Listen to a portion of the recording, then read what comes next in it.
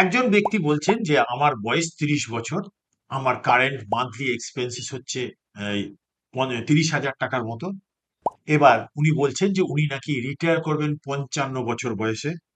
তাহলে ওনার কত টাকা রিটায়ারমেন্ট কর্পাস লাগবে এটা উনি জানতে চাইছেন। তো খুব নমিনাল ৬% রেটেও যদি ইনফ্লেশনকে ধরা হয়, মানে জিনিসপত্রের দাম কিভাবে বাড়ছে, তাহলে ৫৫ বছর বয়সে ওই যে ৩০,০০০ টাকার আজকের মান্থলি এক্সপেন্ডিচার সেটা বেড়ে গিয়ে দাঁড়াবে ১,৫৫,০০০ টাকা।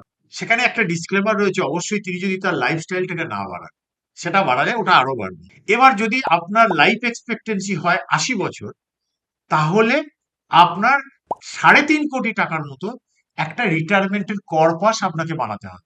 আমরা এই বিগত ২০ বছরে প্রচুর মানুষের সঙ্গে ইন্টারাক্ট করতে গিয়ে দেখেছি যে প্রতি ১০ জনের মধ্যে ৭ জনের কোনো রিটায়ারমেন্ট প্ল্যানিং করা নেই, ভাবছি ভাববো করছেন তারা।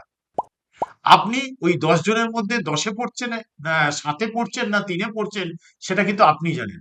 তো যদি আপনি মনে করেন যে আমার এই প্রবলেমটাকে নিয়ে আমি আর ফেলে রাখতে চাই না, আমি এক্ষুনি জানতে চাই, তাহলে আমাদের এই যে 8881288844 এই নাম্বার রয়েছে, এতে আপনি একটা কল করে আমাদের ডেডিকেটেড ওয়েলথ কোচদের সাহায্য নিতে পারেন, অথবা একটা হোয়াটসঅ্যাপ করেও আপনি বেনিফিটেড হতে পারেন।